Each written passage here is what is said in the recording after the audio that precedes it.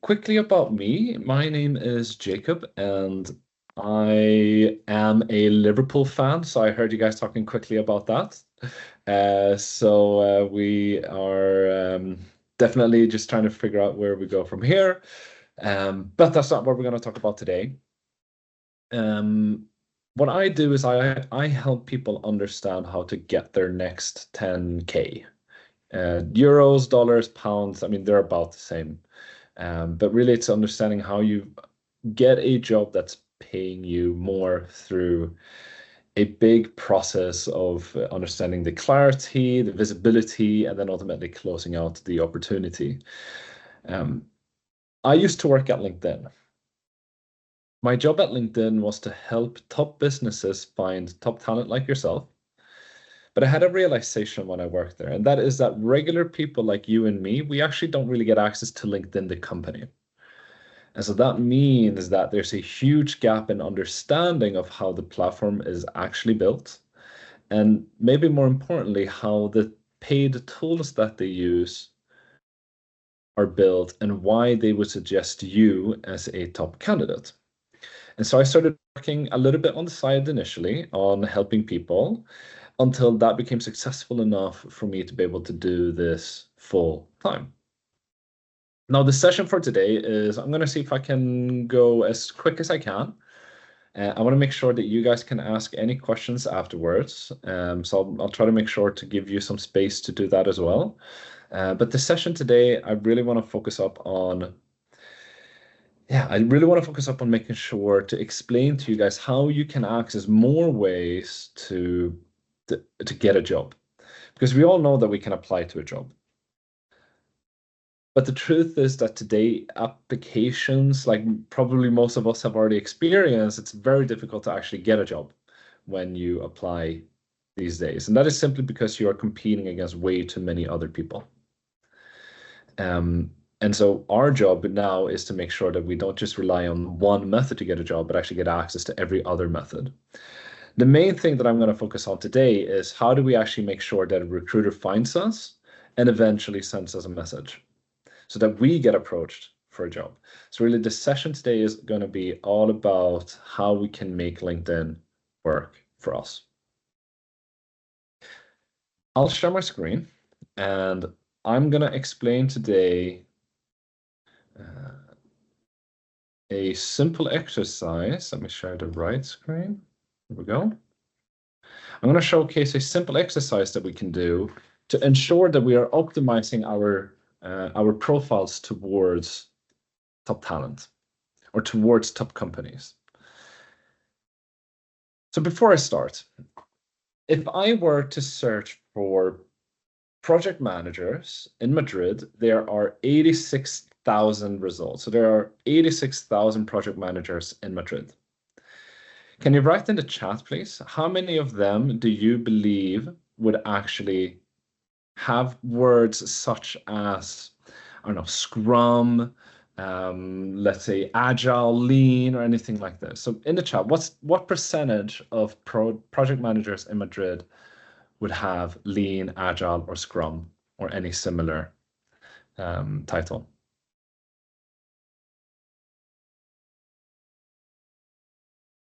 Let me see if I can actually see the chat. Yeah, for some reason, not everybody can access the chat. Yeah. Okay, yeah, I was like, am I blind? Sorry about that. No worries. Okay, so then just say out loud what you think. So I would say 50%. 50%? 90%? 90%?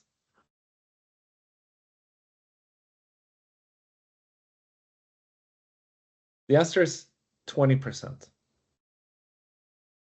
So 20%, so about 17,000 project managers in Madrid have any type of mentioning towards Agile, Lean, or Scrum. Let's think about what that means. That means that when recruiters go in that look for project managers, so no Agile, Lean, or Scrum, or anything like this, 80% of profiles will not be shown to the recruiters. That means that 80% of project managers will never be seen by the recruiters. That means that 80% of profiles in Madrid will not be contacted by a recruiter for a potential job opportunity.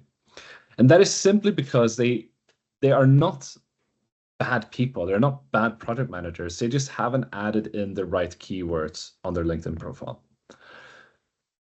So we need to solve that. We need to make sure that you are now part of the top 10%, top 20% of project managers or Scrum Masters or program managers that recruiters actually see.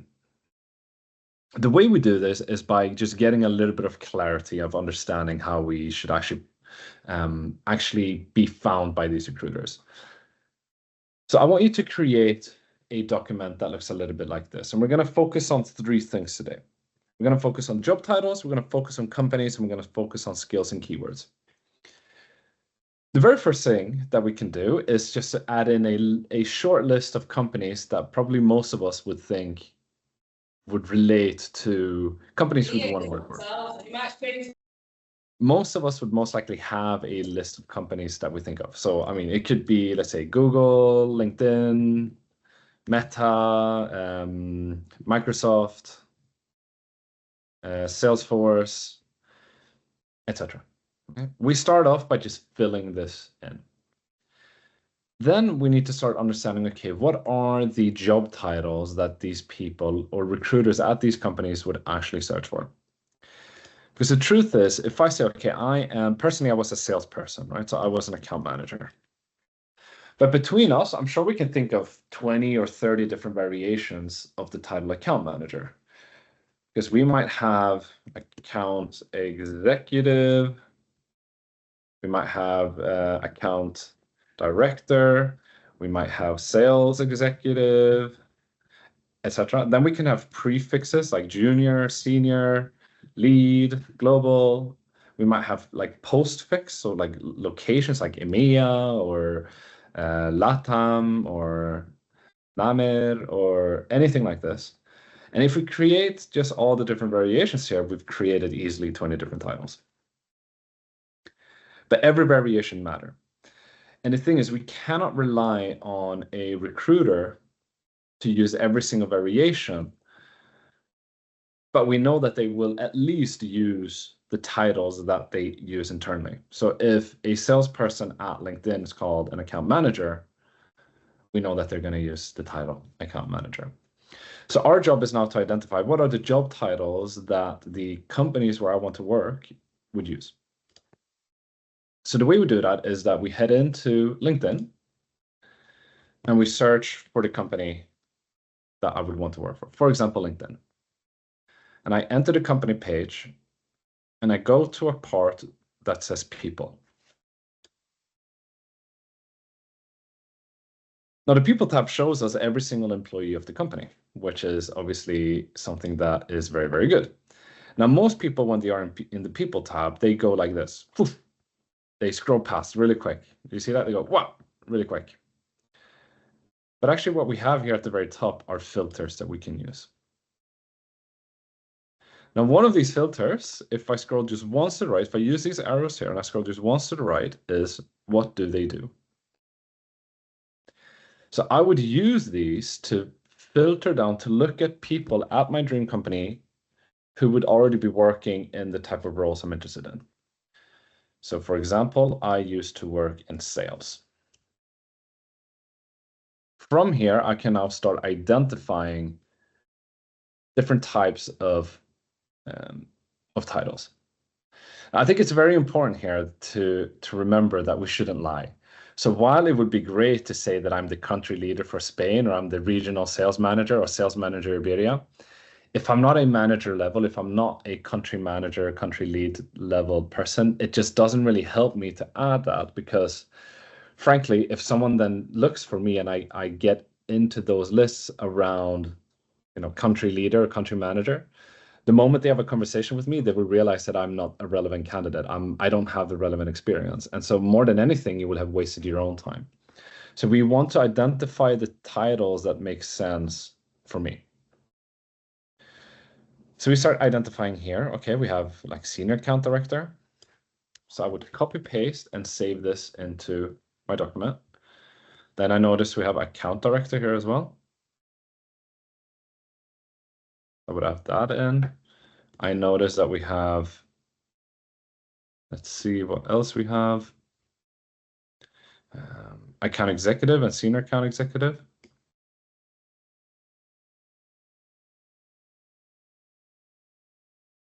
So these are the titles that would work at LinkedIn. I will now redo the same exercise for Microsoft, Meta, Google, and Salesforce, and just keep on adding in the titles that make sense to me. Once you've done that, you're going to have a pretty long list of different job titles already. Now, this also means that when you go on to the job list and you want to identify jobs, you can now actually look for more jobs that suit you. So we've already gotten a bit of value from doing this exercise. Secondly is, once I have identified all of these different job titles, I want to start looking at the right keywords. And the way I do that is to use the same place. I would just scroll one more time to the right. So we have what they do. I would now start looking at what they're skilled at. I then get a list of the top keywords and the top skills that salespeople at LinkedIn would have. Now, these update based on the filters that I apply. So this is a live update of salespeople at LinkedIn. For now, it doesn't really matter if you have it or not. So I would just copy paste this into your job spec sheet here and make sure that you just keep a track of it. Now, what you will see, it will say like this, toggle off. So, you know, if you're kind of OCD like me, we would just take that off at the end. Okay. Last part is there are more companies in the world that would hire account executives and account directors. I would want to just identify every single company that I would be interested in working for that would hire this type of talent or this type of job titles. So I would take one of the job titles I've identified and just search for this on LinkedIn. And I would go into people. Now, the great thing here is that they will actually showcase most likely why this person is part of the search. It would highlight where it says senior account executive, but that also means that they will highlight where they're working at. So I can now start identifying a whole bunch of other companies. Now, this is currently a global search. If you want to specify this towards a specific location, like London or Madrid or the US or anything like this, let's say like New York, I can do that as well. I can add these filters to identify specific locations. So here we have senior account executive at remote. So, okay, remote. I actually know what remote is. It's a company that works remotely, so that might be quite interesting. We might have NewsWhip, might not be interesting, but okay, Indeed, right? So HubSpot, Elise AI, Thomson Reuters, Square, Intuit, MailChimp, Amazon. So we start identifying all of these other companies that I actually might be quite interested in working for. And so we can add these in. What we then have now is a full document of the job titles we need, the companies that could hire them, and the skills or keywords that we need to optimize our profile with. So once you've done this first exercise, you're now ready to actually go to optimize your profile. Now, the reason why we optimize our profile is because we want to get more value. So whenever you optimize anything, you need to optimize it towards something. And what we want to optimize towards, in my specific case now, is to make sure that more recruiters can find us. So that's the optimization that we're looking for. So you know you're successful, you know you've optimized your profile in a good way once you start getting connections and outreaches from recruiters. That's when you know you're successful.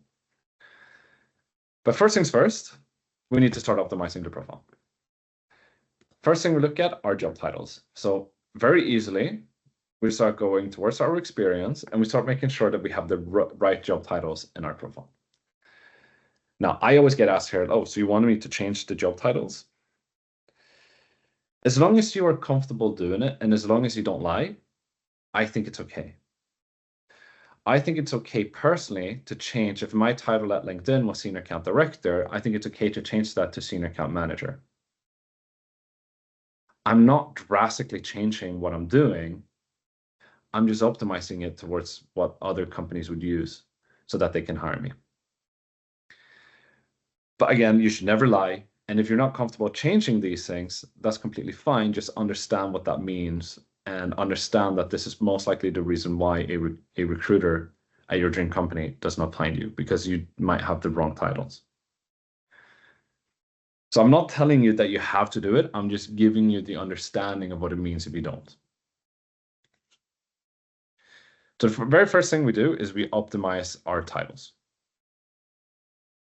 And we want to make sure that I have as many variations of these titles as possible in my experience. Once I've done that, we now then get into keywords.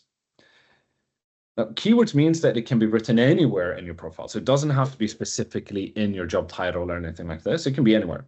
So there are many, many locations we can actually do this. Number one is in our about section. So this is one of the easiest ways to actually add in a whole bunch of different keywords. Now, I'm not asking you to be brilliant copywriters. You can use ChatGPT. Okay, so if you want to use ChatGPT to write a good about section, you add a prompt that says something like, please create an optimized about section for my LinkedIn profile. You add in as much information as you can about yourself. And then at the very end, you say, add these keywords naturally throughout the text. And you just, list them off 1, 2, 3, 4, 5, 6, 7, 8. And that would be, okay, I want you to mention sales, I want you to mention management, account management, communication, social media, and negotiation. I'm going to add those keywords into this about section. Then we have a great about section with the right keywords. Again, if you're a project manager, it might be that you've added in Agile, Lean, and Scrum. Then we do the same thing in our experience. So we can add in descriptions to our experience. So this is another great place where we can add more keywords. So we do the same thing here. Again, you can use ChatGPT and say, hey, I want to create a job description for my role at LinkedIn. Please, add as much information about the role that you did so that LinkedIn knows what to talk about. And then add these keywords 1, 2, 3, 4, 5, 6, 7, 8. Great. We're starting to add more keywords. We do the same with education. We do the same with licenses and certifications. We do the same with projects, volunteering, and skills, and recommendations, and languages, and organizations, and interests. Okay, all of these things just add in more keywords to your profile. Doing these two simple things will make sure that you are now top of this 10% of profiles that recruiters actually see. By the way, if you don't have any of the profile sections that I just mentioned, if you go to the very top of your profile, it will say here, add profile section, and you have all of them listed here from the core ones or the most important ones down to the recommended, down to any additional sections I might have, like patterns or publications or test scores or anything like this. Now, what happens is that the more information you provide to LinkedIn, the more it can actually match you to other profiles using the economic graph. Now, this is a website that you can access at any time. Unfortunately, you don't get access to the information of the economic graph because that's proprietary data of LinkedIn. But what they use the economic graph to do is to provide you with a lot of different, reports and things like this, stuff that's happening in the workforce today.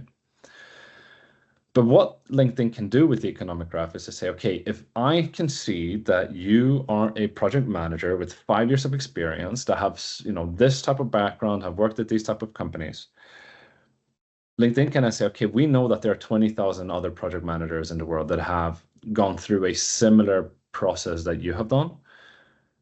And they tend to progress in their career in this way. They tend to grow into these roles. They tend to work at these companies. And so with that degree of statistical significance, LinkedIn can say, okay, with a high degree of statistical significance, we believe that your next move should be towards this company. And so that's when LinkedIn can start matching you or recommend you as a top candidate towards companies. But it's based on LinkedIn knowing as much as possible about you. Because if it only knows one data point, it can't say, okay, based on one data point, you match everyone on the platform. That's not statistical significant. So the more information, the more you provide on your profile, the more certain LinkedIn will be and the better the platform will work for you. So we've changed two things. We're now part of the top 10% of profiles because we have the right titles and we have the right keywords. Here's the kicker though. We're still competing against 17,000 project managers in Madrid. So even though we've done a fantastic job to be part of the top 20% of project managers in Madrid, there's still a whole bunch of people that we need to compete against. And this is where LinkedIn SEO comes into place. Now, LinkedIn SEO is simply the act of ensuring that you are presented as candidate number one whenever a recruiter is looking for you. The way we do that is actually very simple. There are 3 levels that we can work with of 2 things per level. Now, the first level actually impacts your standing amongst all companies. Before actually I talk about that, I need to explain what it is that we're trying to increase. The thing that we're trying to increase is your likelihood of interest of wanting to work at a specific company. So the higher your likelihood of interest is towards working towards LinkedIn, the more likely you are to be shown as a top candidate towards that company. So what we need to do is to increase your likelihood of interest towards these companies. Now, the 3 things that we can do. Level 1 is the general level. Now, these are 2 things that you can do in general that would increase your likelihood of interest of wanting to work at any company. Step number 1 is to add to your profile that you are open to work or open to finding a new job. Now, this is most commonly known with a banner, but you don't actually have to add a banner if you don't want, if you just press here, recruiters only. You can still be open to work, but not publicly if you want to. What you're telling the system here is that, okay, I'm actually actively looking for a job right now. And so LinkedIn will start pushing you or give you more value by saying, okay, all companies, you should look at Jacob because he's ready to look for a job. He's ready for a new change. Apart from that, the second thing that you can do in general is to just be active on the platform. Now, why is that? Quite simply, guys, LinkedIn wants to make money. And LinkedIn makes money when their recruiters are happy, and the recruiters are happy when the people that they reach out to are actually responding and are actually, accepting or responding to the messages that they send out. So LinkedIn will reward people who have showcased that they are either 1, actively looking for a job, or 2, are active on the platform, because then LinkedIn can, with a higher degree of certainty, say that these people are more likely to actually respond to the recruiters. So the 2 things you can do in general is to be open to work and to just be active on the platform. Now, active does not mean that you need to post content. That's one way to be active, but it does mean that you like, that you comment, that you reshare, that you respond to messages when you get them. Or you can also go on to the jobs tab of LinkedIn and upload a public CV. The way you do that is once you're in the job tab, you go into the left here under preferences, we click resumes and application data, and we upload a resume. The moment you press upload resume, you will automatically be tagged as an active talent. Okay. Then we get down to the company level. So there are certain things that we can do towards a specific company that would indicate that you're interested in wanting to work for them. Now, one of them is probably something that we all know, and that is to obviously follow the company. If you follow the company, you have showed a level of interest towards what they do. So quite simply, follow the companies where you want to work. The second thing only exists if the company has paid for this additional tool. Now, this additional tool, if they paid for it, it means that they will have this additional tab on their company page that says live. So if you see this live here, that means that the company has paid for it. If I click on this and I scroll down just a little bit, it will ask you, are you interested in working with us in the future? Obviously, if you say that you're interested in wanting to work with them in the future, you will highly increase your likelihood of interest of wanting to work at the company. it explains itself. You're literally saying that you want to work for the company in the future. And so this is the single most important thing that you can do to be successful or to be in the top of the list towards companies. So in the second level, we have the company level, which is to follow the company and to click this I'm interested button. The final level is then a individual level. So in the end, LinkedIn is a social network. So they will reward you for having a network. The very first thing that we need to have is to have connections in common with the people who access the tools on the company's behalf. Now, these tend to be the recruiters, but a recruiter can have many titles. So if you're looking through a company, it could be that they're called talent acquisition or recruiter or sourcer or headhunter or just simply HR. But these are the people that would have access to the paid LinkedIn tools to recruit, of course. So we need to now make sure that we have connections in common with the HR teams of the companies where we're trying to work. Now, the great thing is that we can actually most likely identify who recruiters of a specific company are most likely to be connected with. So there are two groups of people that recruiters are connected with that we know. And I don't mean family and friends. Group number one are existing employees. So if I am a recruiter at LinkedIn, it's very common or most likely that I am connected with other people at LinkedIn. What did I say? If I'm a recruiter at Microsoft, it's very common that I would be connected with other employees of Microsoft. So we would want to start networking deeply towards other people in Microsoft if I want to work for the company. The second group of people that recruiters tend to be connected with are other recruiters in their region. Now, this is true for anyone, right? Project managers tend to be connected with other project managers, and HR tend to be connected with other HR people. Salespeople tend to be connected with other salespeople. So this is true for whichever type of person you're looking for. So your job now is to make sure that you start networking deeply within the companies that you want to work for and broadly amongst different recruiters in the region. The final thing that you can do is something called closer in your network. But that's based on a whole science that's called network analysis. And really what it is based on is activity. So the more active you are, the closer in the network you will be towards that recruiter. So really what I want you to do is to be a little bit strategic with your activity. It's not just liking and commenting in general. Ideally, you can like and comment towards the company posts or towards the recruiters and other employees of the company you want to work for, because then you will be closer in their network. So if I repeat, the three levels are general, company, connection. In general, you can be open to work and active on the platform. Towards the company, you could follow them and you can click this I'm interested button. And then on the individual level, you have connections in common and closer in your network. If you go through this simple exercise now, where you identify the right keywords, you optimize your profile, and then you do your LinkedIn SEO, LinkedIn will start working for you and you will start getting emails or messages from recruiters asking if you're interested in working with them. That's how you make LinkedIn work for you.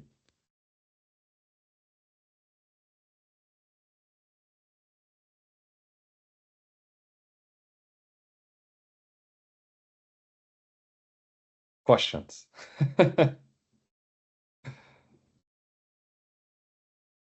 Does anyone have any question? That was short and sweet, straight to the point. Thank you, Jacob.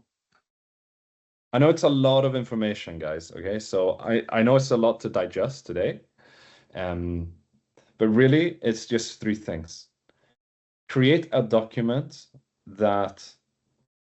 where you can gather all the information that you find by looking for the job titles and the companies and the keywords. Then you use that document to optimize your profile so that you're part of the top 10%. And then you do your LinkedIn SEO to make sure that you're part of the top 10% of the top 10%. And that's how recruiters will find you. So 3 simple steps. And if you do that, LinkedIn will start working for you 24/7 because it's going to showcase you as a top candidate, whether you're at work, whether you're sleeping, no matter what. Yeah, Sarah, you have a question? Yeah, hello, Jacob. Sorry, I just wanted to ask, you clicked somewhere to show all the skills where you had a list of skills, then you start putting them into your profile. Where did you click? Sorry, I didn't get that. Yeah, it's fine. And let me see if I can share my screen again.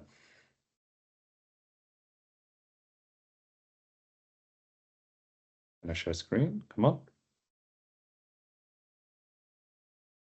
Let me see if I get the right screen. I got a screen, almost right. I have multiple screens. So I go into the company page I want to work for. So this could be like any company. Okay, it doesn't have to be massive ones. Let's say Think. Think is a Swedish company that is partnered with Visa.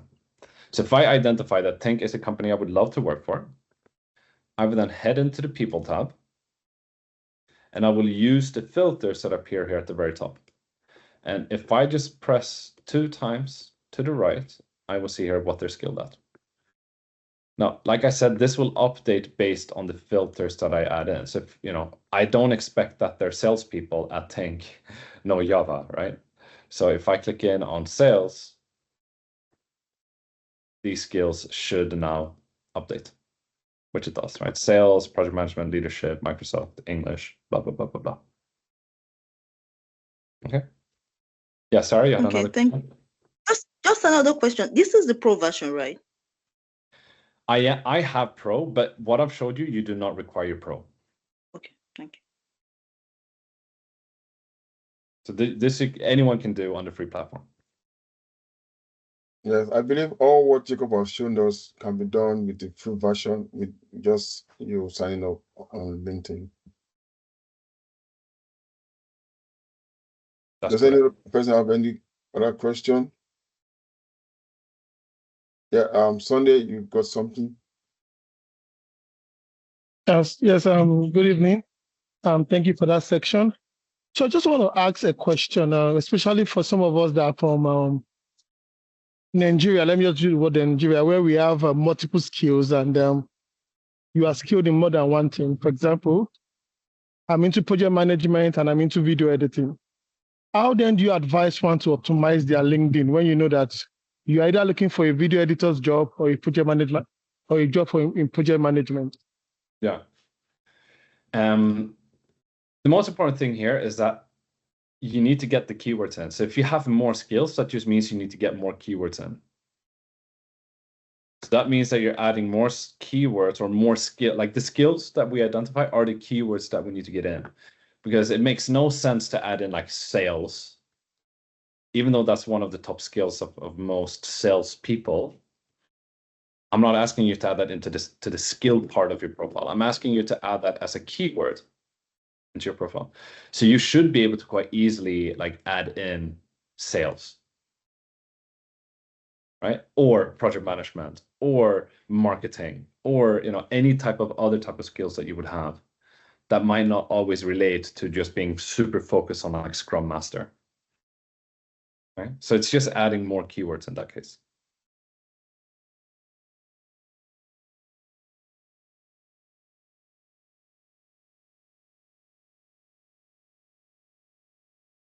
Thank you. Any more questions before we allow Jacob to go? So there we have it. Question, please. Yes, please.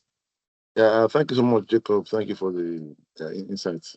When I log into my LinkedIn, it comes out fine initially, but when I go to view profile, it takes me to another variant of my LinkedIn that is not looking like the main LinkedIn page. So what do I do? Okay, so 2 questions, I guess. One is, do you click in under this button here, me, and then view profile? Yeah, on the if I go to view profile, it takes me to it comes up blank, like a blank variant of the original page. Then the second question is, do you have multiple profile languages? I only have one. Because I can set up here now, right? Like I can add in a language. So like I'm Swedish, so I can add a Swedish page. No, it's all English. It's only just English business. Right, but you see, like now I would have to do it, but this is treated as a separate page. So if it's neither of those two things, then I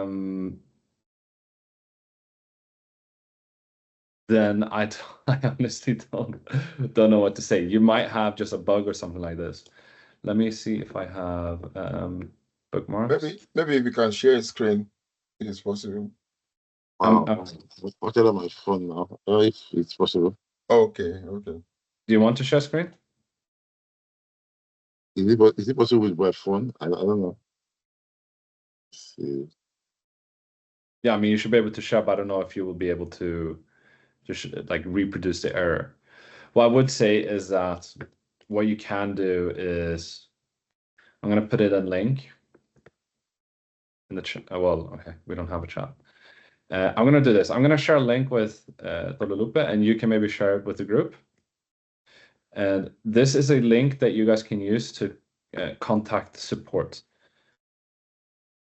If you don't know someone at LinkedIn, you don't have access to this link. So you know it's very hard to actually find this. So I just put it in there, and I would say, you know, contact Tolulope or me, and I can share the link with you, and you can contact LinkedIn directly to see what the error is. Because if it's a bug or something like this, then I'm not going to be able to troubleshoot that here. Thank you so much. Thank you. Yeah, thank you for asking, and sorry for not being able to help. Yes, thanks. And Sharon also has a question. I just want to ask, if you're passively looking for a job or you're not actively looking, do we have to follow just 3 steps? Probably you're still kind of comfortable where you are, but again, probably want to be headhunted or something while you are still currently employed. Do we have to follow these 3 steps you've mentioned? Yeah, so I think there are a few different ways to get a job. One of them is certainly to apply to jobs, or the active process. If you're not actively looking for a job, the next easiest way is that a recruiter reach out to you. That's the dream. That's what we've discovered. That's what we talked about today, right? So if you do the steps that I just explained, more recruiters will see you, and you have a higher probability that a recruiter will reach out to you. That's the second way to get a job. A third way is that a connection or someone you know actually just reaches out to you directly. Right? Yeah. So this happens to me every once in a while, like maybe once or twice a year. An old manager of mine will reach out to me and say, hey, are you interested in this job? So it's not necessarily from a recruiter.